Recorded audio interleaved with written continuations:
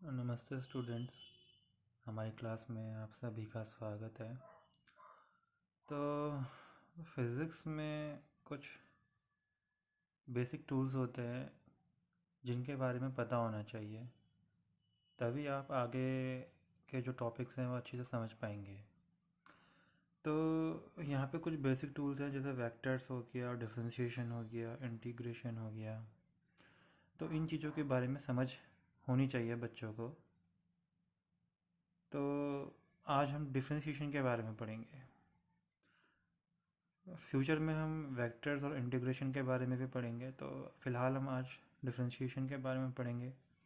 तो ये कुछ बेसिक टूल्स हैं जो हर एक स्टूडेंट्स को पता होना चाहिए फ़िज़िक्स पढ़ने से पहले, इनके बारे में पता होना चाहिए। तो शुरुआत करते हैं डिफरेंशिएशन से।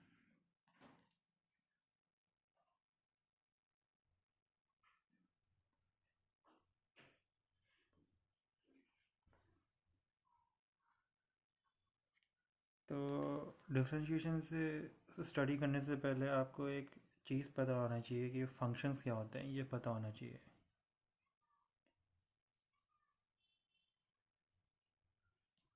तो जब फंक्शंस आप समझ जाएंगे तो उसके बाद हम डिफरेंशिएशन के बारे में बताते हैं। तो फंक्शंस कोई बहुत ही डिटेल में आपको नहीं पढ़ना है। डिटेल में मैं जब मैथ्स पढ़ाऊँगा तो उसमें बता दूँगा। फंक्शंस को फ़िलहाल अब अभी आप ऐसा करके समझ लीजिए कि फंक्शंस जो होते हैं वो मैथमेटिकल एक्सप्रेशंस होते हैं।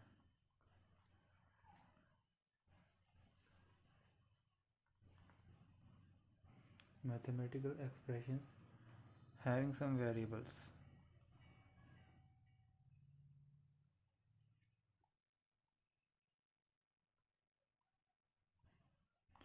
कुछ ऐसे मैथ्स के एक्सप्रेशंस जिनमें कुछ वेरिएबल्स मौजूद हैं, वो फंक्शंस होते हैं।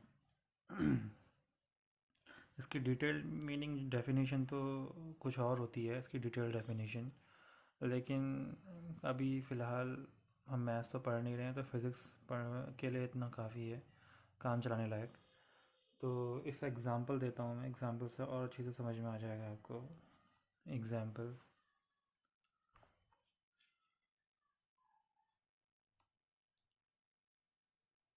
मैंने लिखा y=x+2। तो ये एक मैथमेटिकल एक्सप्रेशन है जिसमें दो वेरिएबल्स हैं। एक वेरिएबल y है, एक वेरिएबल x है, और एक कांस्टेंट टर्म है 2।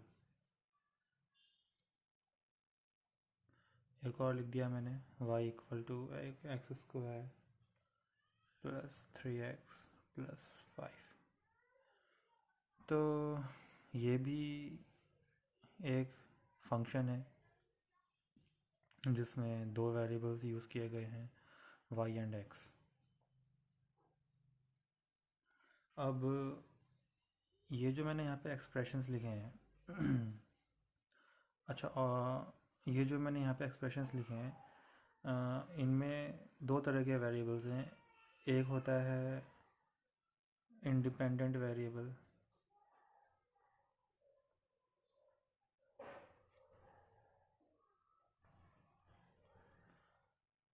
और एक होता है free dependent variable.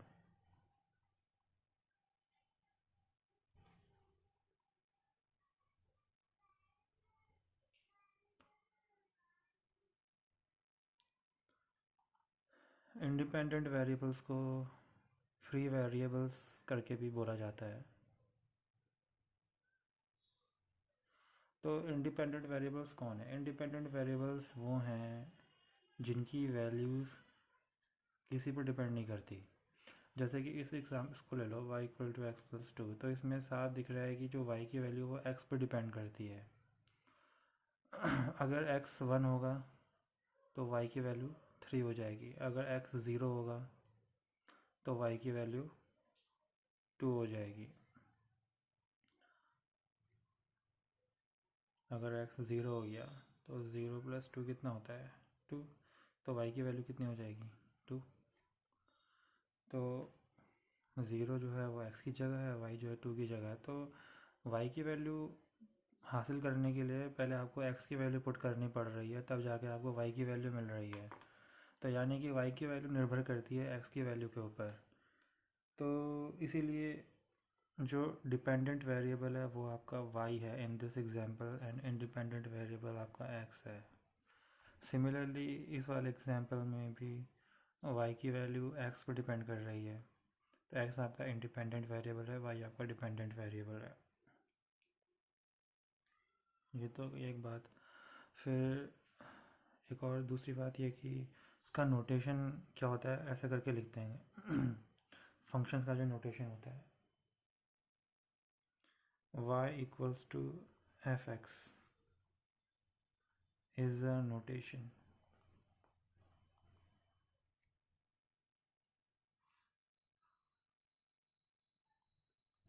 for functions।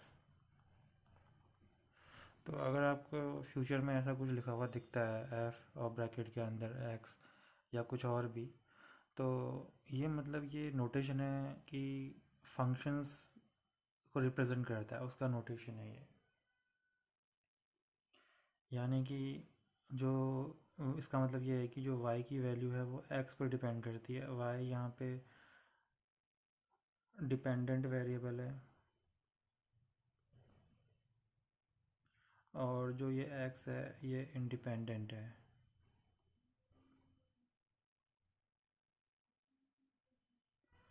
तो इस नोटेशन में जो ने f y equal to f x लिखा है, इसका मतलब ये है कि जो y है उसकी वैल्यू डिपेंड करती है x में। अब कुछ फंक्शन के टाइप्स जान लेते हैं, types of functions.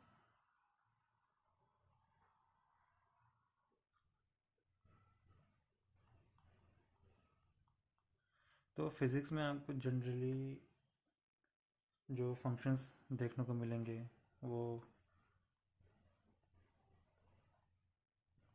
Algebraic functions देखने को मिल जाएंगे।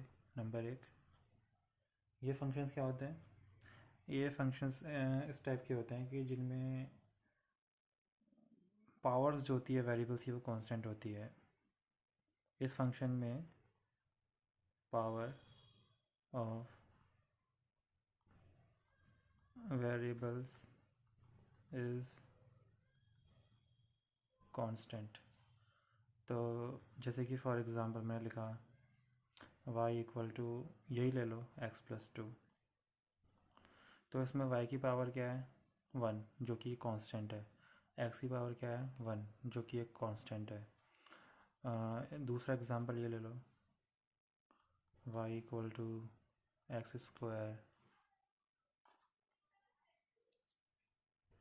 Plus 3x plus 5। यहाँ पे y की पावर 1 है जो कि कांस्टेंट है, x की पावर 2 है जो कि कांस्टेंट है, x की पावर क्या है 1 है जो कि कांस्टेंट है। तो इस टाइप के जो एक्सप्रेशन होते हैं पॉलिनोमियल एक्सप्रेशन बोल सकते हो, या फिर ऐसा या फिर जो यहाँ ऐसा जो लिखा है कि वेरिएबल्स की पावर कांस्टेंट होती है, इस टाइप के फंक्शंस जो होते हैं वो अलजेब्रिक फंक्शंस की कैटेगरी में आते हैं। तो एक तो ये हो गया। दूसरा और किस टाइप के फंक्शंस देखने को मिल सकते हैं आपको? दूसरे आपको देखने को मिल सकते हैं trigonometric functions.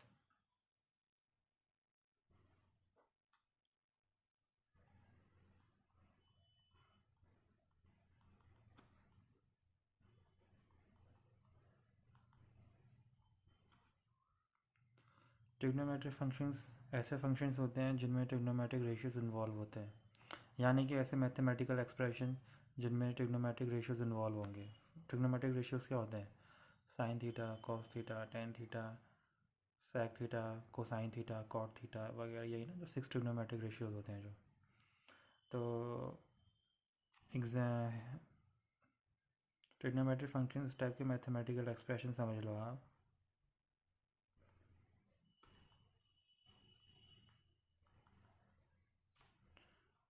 in which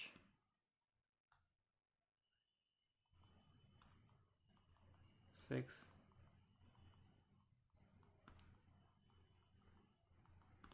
trigonometric ratios are involved. Example,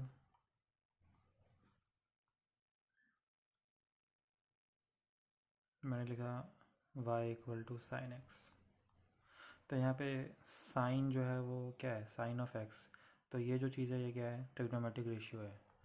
तो ये ट्रिग्नोमेट्रिक फंक्शन है, मैथमेटिकल एक्सप्रेशन है जिसमें दो वेरिएबल इन्वॉल्व हैं y एंड x। तो इस हिसाब से ये क्या हो गया, फंक्शन हो गया। और क्योंकि इसमें ट्रिग्नोमेट्रिक रेशियो इन्वॉल्व हो गया तो ये कौन सा फंक्शन हो गया, ट्रिग्नोमेट्रिक रेशियो। वैसे ही ये जो ऊपर है ये क्या है, मैथमेटिकल एक्सप्रेशन है जिनमें वेरिएबल्स इन्वॉल्व हैं। मैथमेटिकल एक्सप्रेशन है जिसमें वेरिएबल्स इन्वॉल्व हैं y एंड x। तो ये क्या हो गया, फंक्शन हो गए। लेकिन ये फंक्शन किस टाइप के हैं, अलजेब्रिक फंक्शंस। तो ये हो गई तुम्हारी दूसरी बात। फिर तीसरा कौन सा फंक्शंस देखने को मिल सकता है आपको फिज़िक्स में, logarithmic function.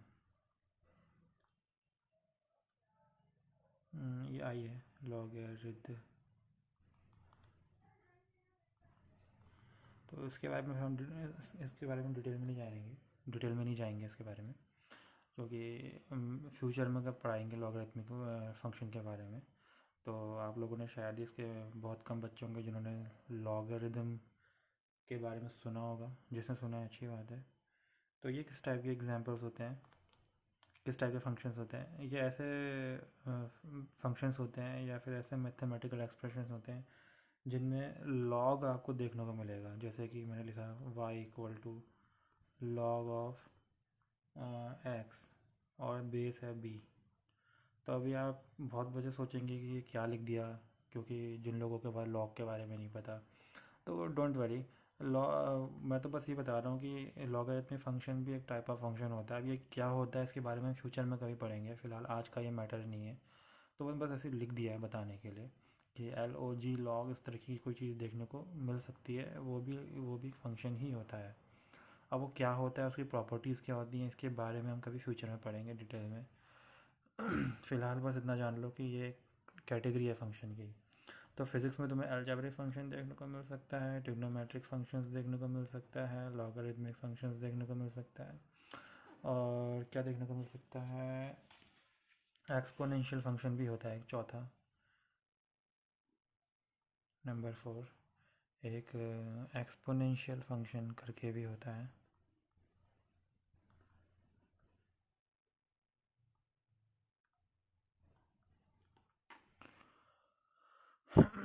Exponential function basically कुछ इस टाइप का होता है। यहाँ पे जो पावर होती है वो वेरिएबल होती है। Here power is variable.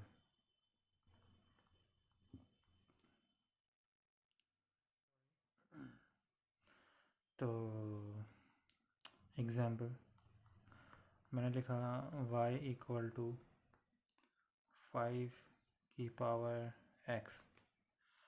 तो ये मैंने एक मैथमेटिकल एक्सप्रेशन लिखा है जिनमें दो वेरिएबल्स इन्वॉल्व हैं, एक y है एक x है। तो इस हिसाब से ये फंक्शन हो गया। और किस टाइप का फंक्शन है, एक्सपोनेंशियल फंक्शन, क्योंकि यहाँ पे अगर तुम देखो इस वाले टर्म को, तो यहाँ पे जो वेरिएबल है x वो कहाँ पे मौजूद है, पावर में मौजूद है। बेस 5 है वो तो कांस्टेंट है, बट जो पावर है वो एक वेरिएबल है। तो फंक्शन तो है ये, क्योंकि ये एक मैथमेटिकल एक्सप्रेशन है जिसमें दो वेरिएबल इन्वॉल्व हैं।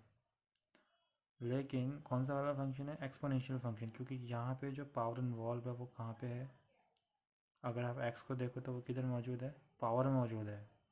बेस 5 है वो तो कांस्टेंट है।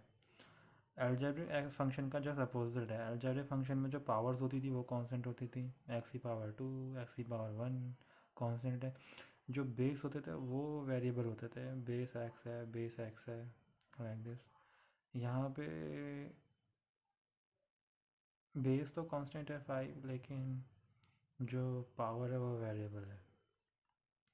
तो फिज़िक्स में आपको ये चार इस तरह के फंक्शंस देखने को मिल सकते हैं। और एक लास्ट कैटेगरी होती है, उसको बोलते हैं मिक्स्ड फंक्शन। लास्ट कैटेगरी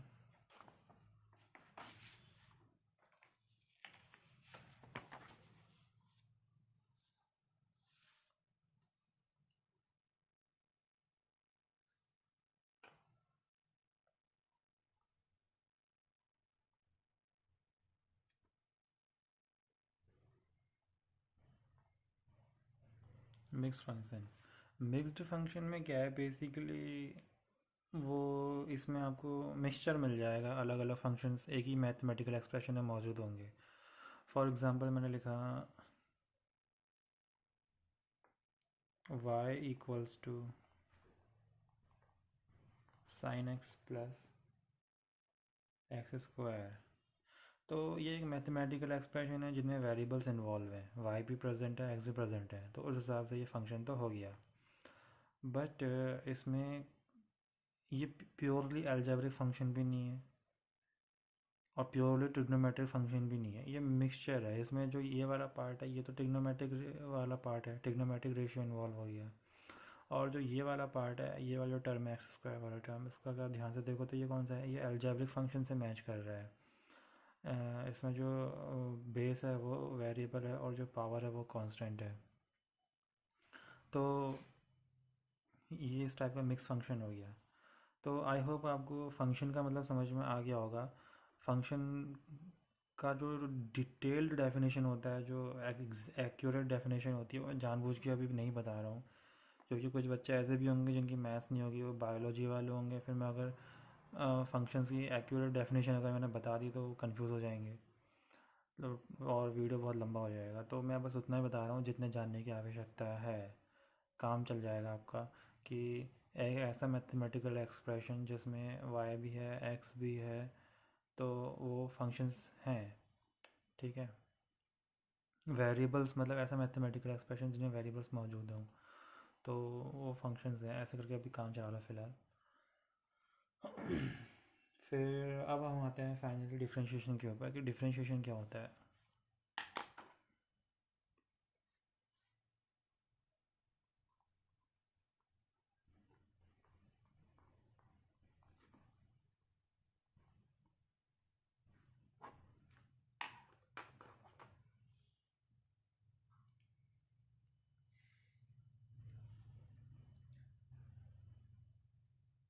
तो डिफरेंशिएशन क्या होता है एक्चुअली, इसको हम रिप्रेजेंट करते हैं इस तरीके से, इट इज़ डिनोटेड एज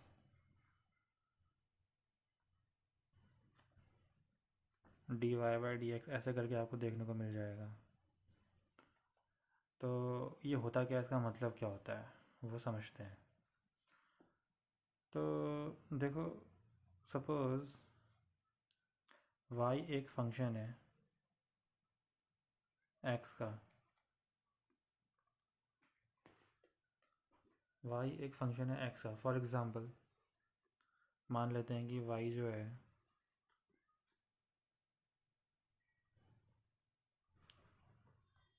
वो x+2 है।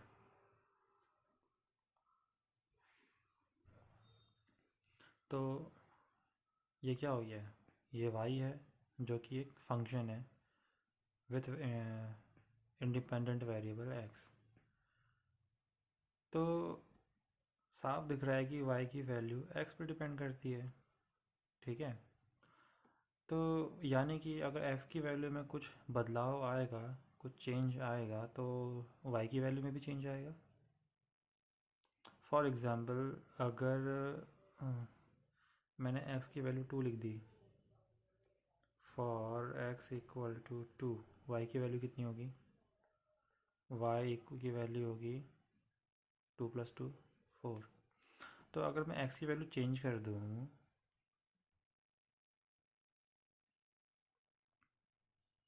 2 + 2 में कुछ जोड़ देते हैं, सपोज 0.1 जोड़ दिया, तो y की वैल्यू भी चेंज हो जाएगी। तो y की वैल्यू कितनी हो जाएगी, 2 + 2.1 तो 4.1 हो जाएगी। तो कहने का मतलब क्या है जब x की वैल्यू 2 है तो y की वैल्यू 4 है। जब x की वैल्यू 2 प्लस 0.1 यानी कि कितनी 2.1 है, तो y की वैल्यू कितनी है 4.1 है। तो x में अगर बदलाव आएगा, चेंज आएगा, तो y में भी चेंज आएगा। ठीक हो गया, इतना तो हम समझ में आ गया।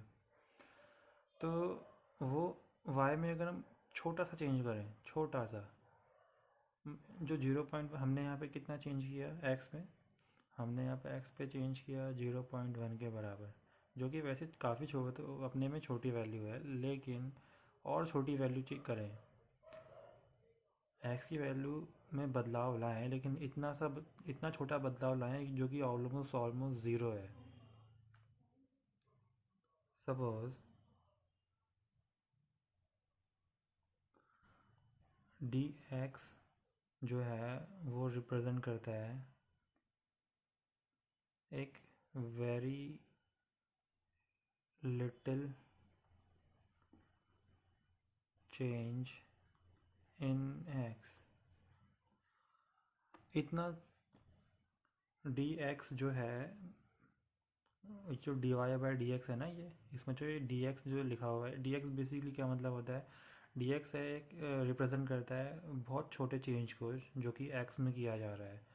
इतना छोटा कि वो लगभग ज़ीरो ही है, ज़ीरो के बराबर पास ही है, लेकिन ज़ीरो नहीं है। जैसे कि dx की वैल्यू कोई फिक्स वैल्यू तो नहीं होती इसकी, 0.00001 भी मैंने बोल दिया तो ये वाकई में बहुत छोटा चेंज है, लेकिन इससे भी छोटा मुमकिन है। 0.123, यहाँ पे 5 जीरो, तुम 6 जीरो लगा दो, 1 2 3 4 5 6, इससे भी छोटा बदलाव पॉसिबल है। तो कहने का मतलब यह है कि dx एक नोशन है, dx एक नोटेशन है कि हम x में एक बहुत ही छोटा सा चेंज कर रहे हैं, जो कि इतना छोटा कि जो जीरो तो नहीं है लेकिन जीरो का अप्रोच कर रहा है, ज़ीरो के बहुत क्लोज है। तो ऑब्वियसली जब तुम x में इतना छोटा सा बदलाव लाओगे तो उसके वजह से y में भी बदलाव आएगा, छोटा सा ही सही पर आएगा तो सही ना। तो अगर तुम x में चेंज ले आते हो dx का, x की वैल्यू अब x नहीं रही, अब x की value x plus d x हो गई है। x को आपने में कितना चेंज कर दिया dx का, तो अब x बन गया है x प्लस डी एक्स। तो उसके वजह से y में भी चेंज आएगा, छोटा सा ही सही। तो उस चेंज को हम बोलते हैं dy।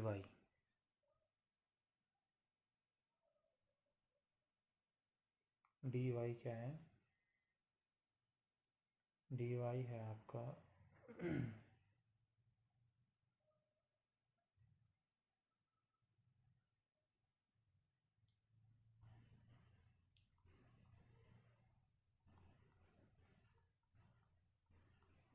Corresponding change in y, ऐसा करके बोल देते हैं।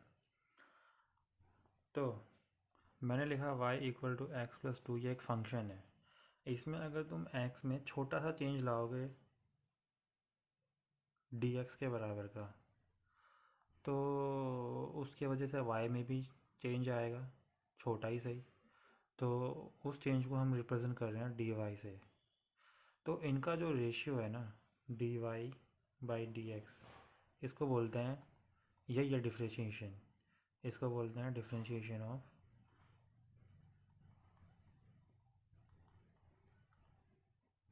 y with respect to x, differentiation of y with respect to x।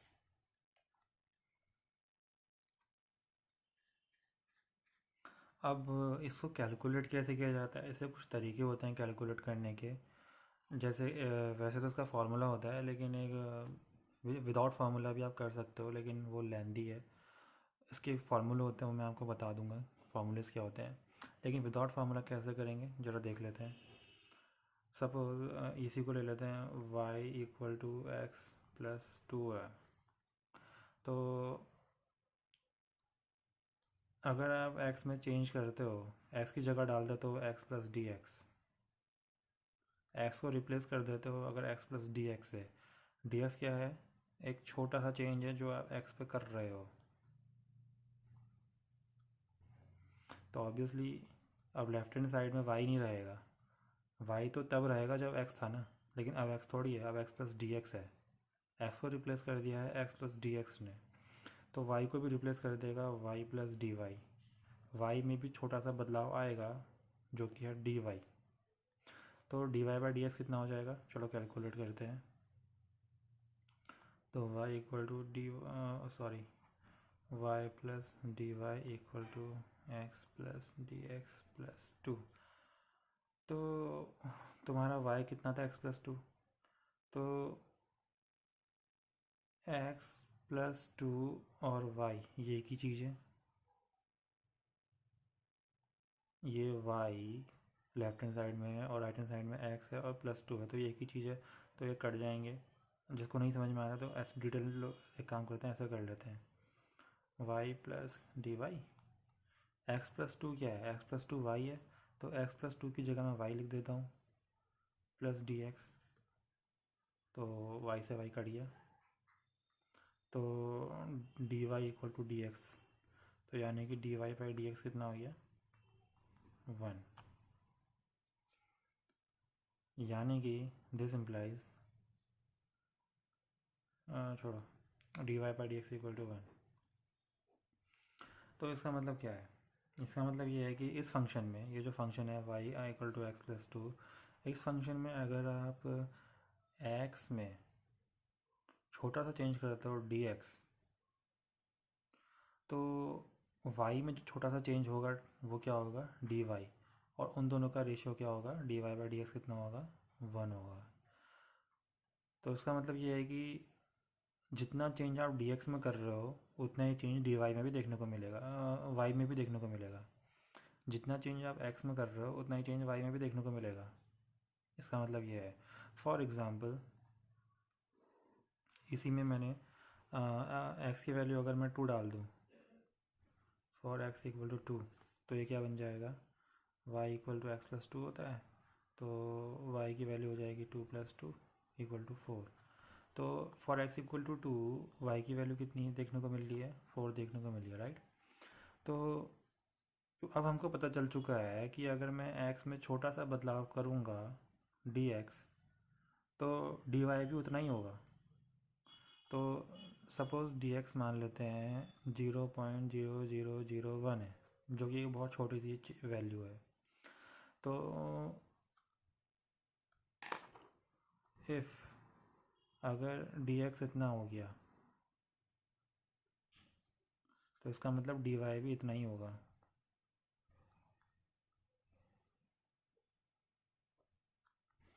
करके देख लो। x 2 था, तो अगर मैं x को रिप्लेस कर दूं, if x is equal to 2 में इतना जोड़ देते हैं 0.0001, तो ये बन जाएगा 2.001 लाइक दिस। तो x की वैल्यू कितनी हो जाएगी? इतनी। तो इतना छोटा सा चेंज हमने, ये क्या है? ये जो है ये किसको रिप्रेजेंट करता है? ये रिप्रेजेंट करता है dx को। तो x में जब x की वैल्यू 2 थी तो y की वैल्यू 4 थी। तो जब x की वैल्यू 2.0001 होगी तो y की वैल्यू कितनी होगी? y की वैल्यू हो जाएगी 2.0001 प्लस 2 करना है ना, तो 2 कर दिया, तो ये आ जाएगा 4.0001। तो y कितना था? 4, लेकिन अब कितना हो गया है? 4.0001। तो y में चेंज कितना आया? कैलकुलेट करो। dy इक्वल टू 4.0001 माइनस 4, तो वही आएगा 0.0001। तो आप देख सकते हो जितना dx है, कितना, ये 0.0001, dy भी उतना ही है 0.0001। तो ये तो हमने पहले ही कैलकुलेट कर लिया था कि dy बाई डी एक्स 1 होंगे। दो चीज़ों का रेशियो 1 कब होता है? जब दोनों चीज़ें बराबर होती हैं। तो dy भी इतना ही है, dx भी इतना ही है, तो वही तो हमने बोला पहले। तो यहाँ पे एग्जांपल में हमने करके भी दिखा दिया, समझा भी दिया एग्जांपल के माध्यम से। तो d y by d x का मतलब ये है कि अगर एक्स में छोटा सा चेंज करते हो आप, जो कि डी एक्स है, और उस एक्स में छोटा सा चेंज करने से वाई में छोटा सा चेंज होगा जो कि डी वाई है, तो उन दोनों का रेशियो डी वाई और डी एक्स का रेशियो जो है वो 1 होता है। तो यानी कि differentiation of y with respect to x is equal to 1। फिर नेक्स्ट है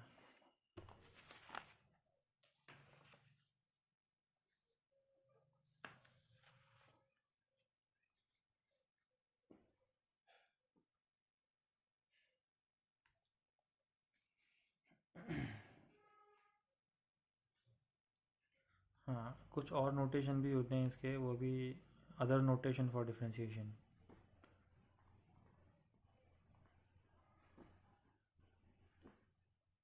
वो भी पता होनी चाहिए।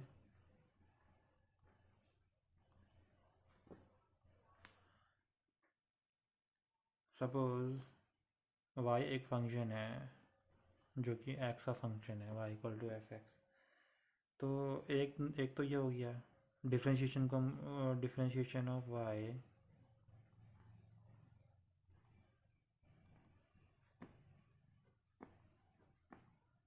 With respect to x। तो एक तो हम ऐसे करके लिखते हैं d y by d x, like that, like this. एक हम ऐसे करके भी लिख देते हैं y डैश, या फिर y प्राइम। कुछ लोग y प्राइम बोलते हैं, कुछ लोग y डैश बोलते हैं, तो आपकी मर्ज़ी, आपको जो अच्छा लगता है। तो y डैश का मतलब कुछ नहीं है, d y by d x है। कुछ लोग ऐसे करके बोलते हैं f डैश एक्स, या फिर f प्राइम एक्स, आपकी मर्ज़ी, जो आपको अच्छा लगे। और एक और चीज़, एक और नोटेशन है, कुछ लोग ऐसा करके बोलते हैं डेरिवेटिव ऑफ y। तो d y by d x, y dash, या फिर y prime, f dash x, या फिर एफ प्राइम एक्स, या फिर डेरिवेटिव ऑफ वाई, ये सब एक ही चीज़ है। क्या है ये? Differentiation of y with respect to x. ठीक है। फिर एक एग्जांपल और दे देता हूँ आपको।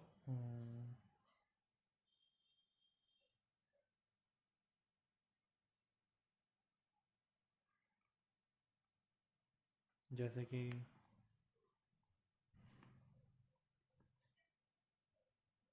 सपोज y एक फंक्शन है 2x² + 3, तो इसका d y by d x देखते हैं कितना होता है। तो अगेन वही, x में अगर मैं छोटा सा चेंज करूँगा,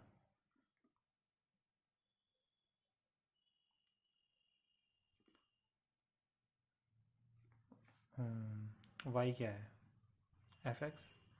तो अगर मैं x में छोटा सा चेंज कर देता हूँ, if y equal to f x, then अगर y एफ एक्स के बराबर है, देन तो अगर मैं x को रिप्लेस कर दूँ x प्लस डी एक्स से, तो y में भी छोटा सा चेंज आएगा, y प्लस डी वाई। तो अगर y एफ एक्स है, तो उस हिसाब से F of x plus d x कितना होना चाहिए, y प्लस डी वाई। और सीधी सी बात है, अगर तुम x को रिप्लेस कर दोगे x प्लस डी एक्स से, तो फिर जो आंसर आएगा सॉल्व करने के बाद y थोड़ी ना आएगा, y में भी तो कुछ ना कुछ बदलाव आएगा ना। जैसे कि इस एक्सप्रेशन में अगर मैं 2x² + 3 है, तो वो y के बराबर होता है। लेकिन अगर मैं 2x² की जगह x में छोटा सा चीज़ ऐड कर दूँ dx, और उसका स्क्वायर कर दूँ, फिर +3 करूँ, तो जो तुमको आंसर आएगा वो y थोड़ी ना होगा, वो y में y के साथ कुछ अब एडिशन हो जाएगा, कुछ y में बदलाव आ जाएगा, देखने को मिलेगा, बदलाव देखने को मिलेगा। तो वो जो बदलाव है उसको हम क्या बोलते हैं, डी वाई। एक्स में देखो चीज़ वही है, इसका स्ट्रक्चर देखो, 2 है, मल्टीप्लाई हो रहा है x² से, तो यहाँ पे भी मल्टीप्लाई हो रहा है होल स्क्वायर से, लेकिन x के नहीं, एक्स प्लस डी एक्स के होल स्क्वायर से, क्योंकि तुमने अब एक्स में छोटा सा चेंज कर दिया है। डी एक्स प्लस है, थ्री है, सब कुछ वैसा ही है, बस तुमने एक्स में इंक्रीमेंट कर दिया है, थोड़ा सा चेंज कर दिया है। लिटिल और जो चेंज है वो बहुत छोटा सा चेंज है। डी एक्स रिप्रेजेंट करता है एक बहुत छोटे से चेंज को, इतना छोटा कि वो जीरो के पास क्लोज होता है, वेरी क्लोज। तो ऑब्वियसली फिर जब तुम एक्स की में बदलाव करोगे तो वाई में भी बदलाव देखने को मिलेगा, तो वो जो बदलाव है उसको हम डी वाई से रिप्रेजेंट कर रहे हैं। तो इस ब्रैकेट को खोलते हैं, y plus d y is equal to 2, इसमें ए प्लस बी का होल स्क्वायर का फॉर्मूला लगा लो, x square plus d x square plus 2 into x d x plus 3। तो y plus d y equal to 2x square plus 2 times of d x square plus 2x square plus 2 dx square plus फिर 2 जा 4, ये 4 हो जाएगा, 4x dx plus 3, नहीं okay.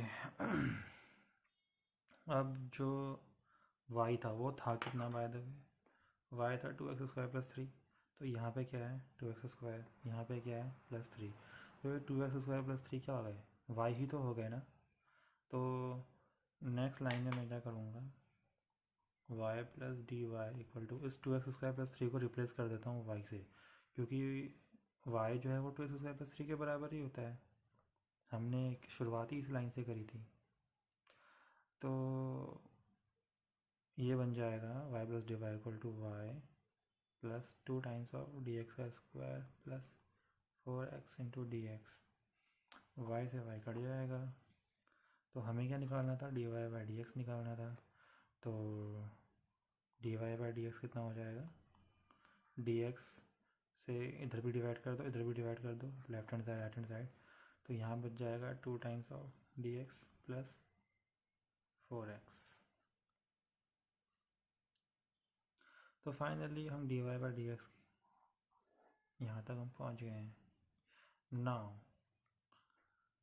याद करो मैंने डी एक्स के बारे में बताया क्या था, मैंने डी एक्स के बारे में यह बताया था कि d x is very very close to zero.